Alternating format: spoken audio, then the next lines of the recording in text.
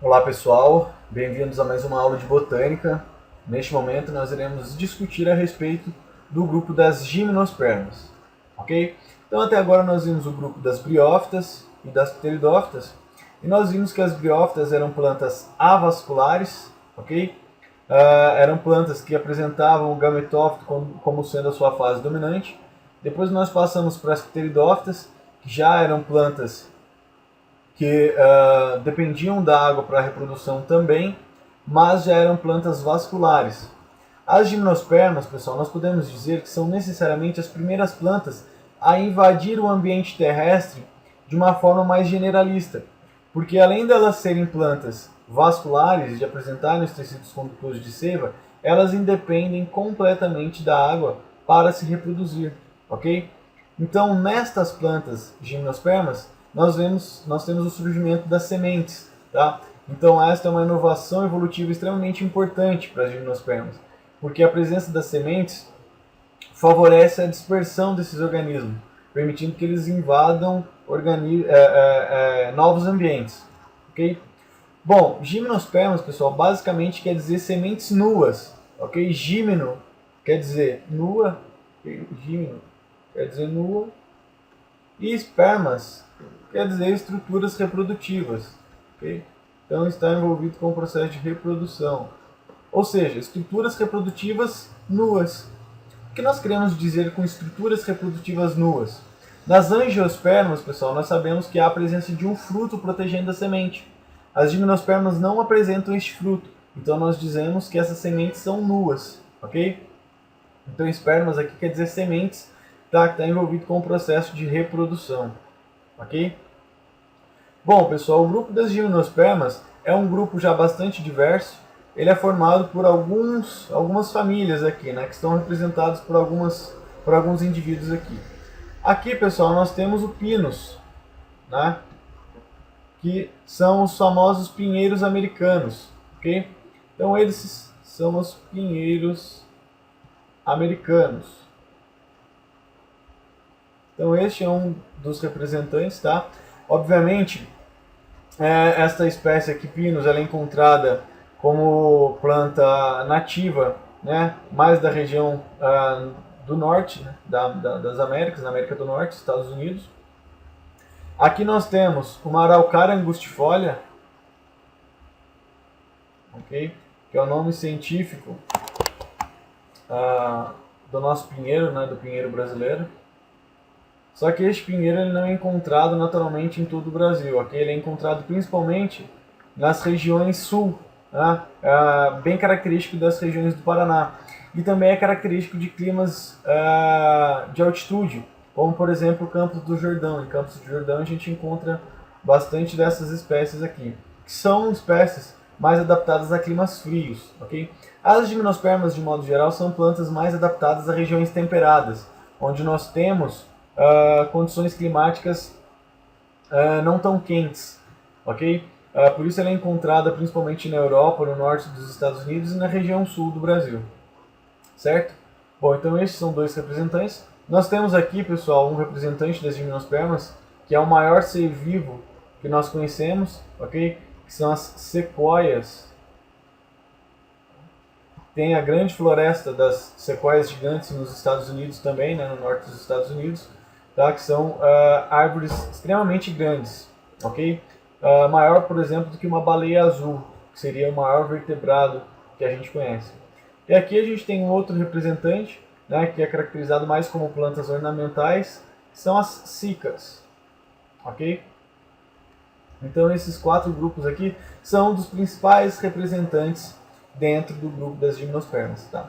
Lembrando sempre que a gente pode diferenciar o pinheiro americano do pinheiro brasileiro, tá? O pinheiro brasileiro a gente chama de araucária, né? A Araucaria angustifolia, e o pinheiro americano, que é aquele mais característico que a gente conhece como as árvores que nós fazemos no Natal, ok? Bom, estes são os principais representantes dentro do grupo das gimnospermas, ok? Bom, quais são as características gerais do grupo das angiospermas, pessoal? Bom, nós vimos lá no comecinho que há uma característica, um tipo, né, de característica que é comum né, que surge depois lá das algas ancestrais, que são as plantas chamadas de embriófitas, ok? As embriófitas, pessoal, eram aquelas plantas que eram dotadas da capacidade de reter o embrião no corpo da planta-mãe, né? Foi uma alternativa que apareceu para que houvesse uma garantia quanto à fecundação, né? Com a oosfera retida dentro do gametófito feminino, né? Na verdade a própria oosfera é o gametófito, a oosfera retida no corpo da planta-mãe faria com que o anterozoide flagelado se locomovesse, né, até esta oosfera, já que nas algas ambos os gametas eram flagelados, ok? Mas aqui nas angiospermas essa característica se manteve, né, de embriófitas, assim como nas angiospermas também. São plantas com a capacidade de reter o embrião no corpo da planta-mãe, ok? Uma outra característica, né, que as gimnospermas dividem com outros grupos também, é o fato dela ser uma planta traqueófita, ok? O que é uma planta traqueófita? É uma planta que apresenta tecidos condutores de seiva, né? Então, enquanto briófitas, pteridófitas, gimnospermas e angiospermas são traqueófitas, são embriófitas, traqueófitas é apenas pteridófitas, gimnospermas e angiospermas. As gimnospermas, pessoal, também são plantas chamadas de espermatófitas, ok? Espermatófitas já é uma característica de gimnospermas e angiospermas. Então, espermatófitas são aquelas plantas que produzem sementes, ok? Sementes. Uma outra característica das gimnospermas é que elas são plantas também chamadas de fanerógamas. Okay? Por que fanerógamas, pessoal? Fanerógamas são aquelas plantas que apresentam as suas estruturas reprodutivas bastante visível, tá? Fânero quer dizer visível, tá? E gamas, estruturas reprodutivas. Estruturas reprodutivas muito visíveis, ok? Então, fanerógamas também é uma característica de gimnospermas e angiospermas. E nós também podemos dizer, pessoal, que as gimnospermas são plantas sifonógamas, ok? Sifonógamas. O que quer dizer plantas sifonógamas? Sifonógamas, pessoal, são aquelas plantas que apresentam um tubo polínico, ok? Este tubo polínico, pessoal, ele permite com que as células espermáticas desçam para fecundar a oosfera. Nós vamos ver isso com mais cuidado, tá? Então, sifonógamas, pessoal, é uma característica extremamente importante, ok? Esta característica aqui é ela que permite com que as plantas deixem, né, no caso das gimnospermas, de depender da água para a reprodução, justamente por conta da formação desse tubo polínico, ok? Então essas são as principais características das gimnospermas. Elas são plantas embriófitas, traqueófitas, espermatófitas, fanerógamas e sifonógamas, ok? E uma característica extremamente importante também das gimnospermas é que as folhas, né, dessas plantas são folhas chamadas de aciculares, ok? Essas folhas aciculares são folhas mais compridinhas e elas são folhas adaptadas para climas frios, ok? Nós discutimos que as angiospermas são caracterizadas mais de climas temperados, são climas mais frios, né? As folhas aciculares são aí uma adaptação extremamente importante para essas plantas, ok? Então essas são as características de modo geral. Muito bem. Bom, pessoal, então vamos tentar entender agora como são as estruturas reprodutivas das gimnospermas, ok? As gimnospermas, pessoal, elas apresentam como estruturas reprodutivas os estróbilos. Estróbilos, ok? Nós vamos ver já já quem são esses estróbilos. Bom, esses estróbilos aqui são estruturas reprodutivas, ok?